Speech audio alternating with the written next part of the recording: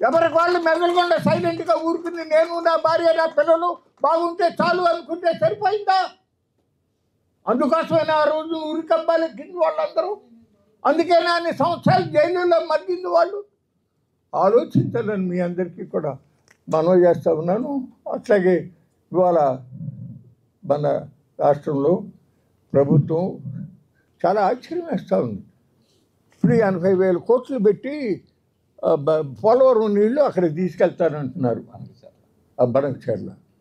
ఇవాళ చాలా అదృష్టం ఏంటంటే నాకు సంతోషం, ఈ సమావేశంలో నా స్నేహితులు అక్కినేని భవానీ ప్రసాద్ గారు, అట్లాగే ఎక్కువ మన బసవేశ్వరరావు, కేవీపీ బసవేశ్వరరావు ఉన్నాడు.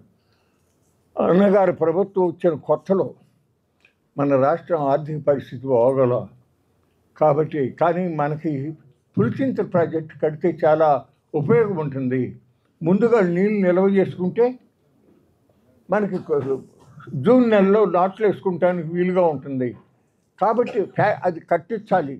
ప్రభుత్వం దగ్గరికి ఆర్థికంగా ఇబ్బంది కాబట్టి దానివల్ల కడితే బెనిఫిట్ అయ్యేది మనం రైతులం కాబట్టి ఆయకట్టు రైతులు అందరం ఎకరానికి సంవత్సరానికి ఒక బస్తా కాడికి 3 సంవత్సరాలు మనం అన్నగారికి రాష్ట్ర ప్రభుత్వానికి నిధులు ఇద్దాం. దాంతో ఆయన కడితే మనకు చాలా మేలు జరుగుతుందని ఒక మీటింగు ఇన్స్టిట్యూట్ ఆఫ్ ఇంజనీర్స్లో వాళ్ళిద్దరిని ఆర్గనైజర్గా పెట్టి మీటింగ్ పిలిచాము. నేను ఎంపీగా ఉన్నాను అప్పుడు. పెద్దలు మన మోటూరు హనుమంతరావు గారు, రాజేశ్వరరావు గారు, అట్లా పెనుమనేని కోటేశ్వరరావు గారు అందరూ వచ్చారు. అందరూ కూడా మంచి ఆలోచన చేద్దామన్నారు. తర్వాత అన్నగారికి వెళ్ళి కలిసాం. ఆయన చాలా సంతోషించాడు, శంకుస్థాపన చేశాడు. కానీ ఆ తర్వాత చంద్రబాబు గారు వచ్చి చేయలే. తర్వాత రాజశేఖర రెడ్డి వచ్చిన తర్వాత అప్పుడు కూడా మళ్ళీ అక్కడ కొంతమంది సోకాళ్ళు నక్సలైట్లో మావోయిస్టులో కడతానికి వీల్లేదంటే పోలీసు వాళ్ళకి గట్టిగా కన్నీ అవతలకు కట్టి తెరాల్సిందని చెప్పి స్ట్రాంగ్గా డైరెక్ట్గా కొట్టే ఆ పులిచింతల ప్రాజెక్టు నిర్మాణం అయిన పరిస్థితి జరిగిందని మీకు మనం చేస్తాం. అంటే ది సోకాల్ డెవలప్మెంట్లో ప్రజలు భాగస్వామ్యం అవ్వవలసినటువంటి అవసరం ఎంతో ఉంది. ఇవాళ చూస్తున్నారు, మొన్న మధ్య పేపర్లు వచ్చింది, ఇప్పటికి 25,000 కోట్లు హందిరినివా, గాలేరు నగరి, అక్కడ రాయలసీమలో ఉన్న ఇరిగేషన్ పథకాల మీద ఖర్చు పెట్టారు. కానీ ఇప్పటికి 1,00,000 ఎకరాలకు కూడా నీళ్ళు వెళ్ళలేదు, డిస్ట్రిబ్యూటర్ కెనాల్స్ తెరవలేదు. అంటే ఈరోజు ప్రభుత్వం నుంచి ఖర్చు పెట్టే డబ్బు కొద్దిమంది కాంట్రాక్టర్లకి, కొంతమంది రాజకీయ నాయకులకి ఉపయోగపడుతుంది తప్ప సామాన్యమైన రైతాంగానికి ఉపయోగపడతలేదంటే చాలా బాధాకరం. రెండోది, ప్రభుత్వం పక్షంగా మన దగ్గర ఉన్నటువంటి డబ్బును మనం ఎట్లా ఖర్చు పెట్టాలి. ఒక కుటుంబంలో ఎట్లయితే ఒక కుటుంబ పెద్ద తనకున్నటువంటి ఆదాయం వనరు తన దగ్గర ఉన్నటువంటి ధనాన్ని దృష్టిలో పెట్టుకుని ముందు ఏం చేయాలి, దేనికి ఖర్చు పెట్టాలి, ఆ తర్వాత ఏం ఖర్చు పెట్టాలి అనే ప్లానింగ్ ఎట్లా చేసుకుంటారో రాష్ట్ర ప్రభుత్వం కూడా అట్లా చేయాల్సినటువంటి బాధ్యత ఉండగా అది లేకుండా మరి చాలా ఆశ్చర్యం వేస్తూ ఉంది. మీకు తెలుసు, కొల్లా వెంకయ్య గారు వెనుక రంగా గారి మీద గెలిచిన మహానుభావుడు, కమ్యూనిస్ట్ నాయకుడు, వాళ్ళ అబ్బాయి కొల్లా రాజమోహన్ గారు వాళ్ళు ఆ రోజుల నుంచి ఉంది మన గుంటూరు ఛానల్ని పరుచూరు దాకా ఎక్స్టెండ్ చేయాలి అని చెప్పి 50,000 ఎకరాలకి కొత్తగా సాగునీరు, 1,00,000 మంది ప్రజలకి త్రాగటానికి మంచినీరు ఇచ్చే స్కీము 220 కోట్లు ఖర్చు అవుతుంది.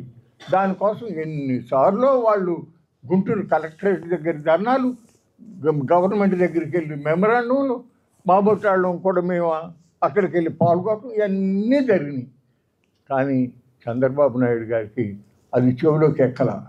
ఏం చేశాడు, 230 కోట్ల రూపాయలు చిలకలూరుపేట నుంచి అవసరం లేకపోయినా నేషనల్ హైవే వాళ్ళ 2 సార్లు టెక్నికల్ కమిటీ వాళ్ళు చిలకలూరుపేట బైపాస్ యొక్క అవసరం లేదు, బ్రిటిష్ వాళ్ళ రోజుల్లోనే ఇక్కడ ల్యాండ్ ఎక్విజిషన్ సరిపడగా జరుగుందని చెప్పినా అక్కడ ఉన్న ఒక టొబాకో మర్చెంట్ గారు, రోసీ గారి బంధువుది ఒక్క అంగుళం కూడా పోకూడదనే భావనతో బైపాస్ రోడ్డుకి, నేషనల్ హైవేకి రాష్ట్ర ప్రభుత్వం చంద్రబాబు నాయుడు గారు 235 కోట్ల రూపాయలు ఇచ్చేశాడు. ప్రాధాన్యతలు నేను చెప్పేది, దేనికి ప్రాధాన్యత ఇవ్వాలనే ఆలోచన సరిగ్గా చేయకపోతే ఇట్లాగ ఉంటుంది. ఇవాళకి కూడా ఇంకా వాళ్ళు కృష్ణ మాకు నీళ్ళు ఇవ్వండి బాబు అని అడుగుతూ ఉన్న పరిస్థితులు ఉన్నాయి. ఇవాళ 80,000 కోట్ల అవసరంలా ఇంకా చాలా తక్కువతోనే చేయొచ్చు, కానీ అడగాలి, చర్చించాలి. ఇష్టంత ఇంజనీర్లు ఉన్నారు, మంచి వ్యక్తులు, ఆనెస్ట్గా సర్వీస్ చేసిన వాళ్ళు ఉన్నారు. అట్లాగే బాగా ఆలోచించే వాళ్ళు మా అక్కని భవానీ ప్రసాద్ కానీ, బొజ్జా దశరథరెడ్డి గారు కానీ, మన కొల్లి నాగేశ్వరరావు గారు అల్లుడు లక్ష్మీనారాయణ కానీ, అట్లాగే కె శ్రీరామకృష్ణ గారి దగ్గర పనిచేసినటువంటి మన పాపారావు గారు కానీ, ఇటువంటి వాళ్ళని సంప్రదించి ఎస్ రాయలసీమకి నీరు ఇవ్వాల్సిందే, ఇక్కడి నుంచి తీసుకెళ్ళాలి ఎట్లా అనేది ఆలోచించి చెయ్యాలి. కానీ ఆ కోణంలో లేకుండా కేవలం కాంట్రాక్టర్లకు మేలు చేకూర్చడం, కొంతమంది రాజకీయ నాయకులకో మేలు చేకూర్చే విధంగా జరగకూడదు అనేది మా అభిప్రాయం.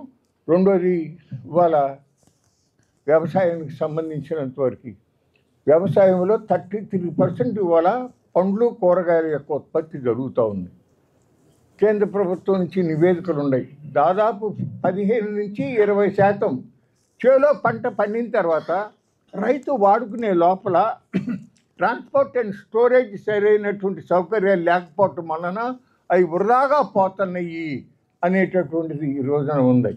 ఆ పరిస్థితుల్లో ప్రభుత్వం లోగడ నేను అప్పుడు ఢిల్లీలో ఉన్నప్పుడు చండీగఢ్ వెళ్ళి చూసొచ్చి చంద్రబాబు నాయుడు గారికి ఆ ఢిల్లీలో అప్నీ మండి, పంజాబ్లో అప్నీ మండి ఎట్టా చేస్తున్నారు చండీగఢ్లో అని చెప్పి అక్కడ సెక్రటేరియట్ కూడా వెళ్ళి ఆయన దగ్గర నుంచి లిటరేచర్ తీసుకొచ్చి ఆయనకి ఇస్తే అప్పట్లో దాన్ని మంచి ఆలోచన అని చెప్పి రైతు బజార్లు పెట్టారు. 99 రైతు బజార్లు పెట్టారు. ఇది వాజ్ ఏ బిగినింగ్. కానీ వాటి విధంగా ఇంకా ఎన్నో చోట్ల పెట్టే అవకాశం ఉంది. మీరు చూస్తున్నారు బెజవాడ వాస్తవులు రీసెంట్గా మన దుర్గాంబ లా కాలేజీ దగ్గరలో తాడిగడప దగ్గర అతి తక్కువ ఖర్చుతో రైతు బజార్ పెట్టారు. బందర్ రోడ్లో మీరు చూసే ఉంటారు. ఆ విధంగా ఇంకా ఎన్నో చోట్ల చేయొచ్చు. అలా చేయటం వల్ల వినియోగదారులకు మేలు జరుగుతుంది, పండించిన రైతుకు మేలు జరుగుతుంది. అట్లాగే అక్కడ రైతు బజార్లో ఒక పక్కన చిన్న గది, మన బెజవాడలో కూడా అక్కడ ఏలూరు కాలువ కట్టిన, రవీస్ కాలువ కట్టిన రైతు బజార్ పెట్టారు. ఇక్కడి నుంచి తీసుకెళ్ళి ఒక్క రూము, దాంట్లో రైల్వే రూము మనం సామాన్లు అందులో పెట్టుకుని మళ్ళీ తీసుకెళ్ళిపోతాం, క్లాక్ రూమ్ లాంటిది. అట్లా సొరుగులు పెట్టేసేసి దాంట్లో ఒక ఏసీ మిషన్ పెడితే ఆ చల్లదనానికి పొడవుగా ఉంటాయి. అదే రైతు మళ్ళీ మరుసటి రోజు ఫ్రెష్గా అమ్ముకోవటానికి అవకాశంగా ఉంటుంది.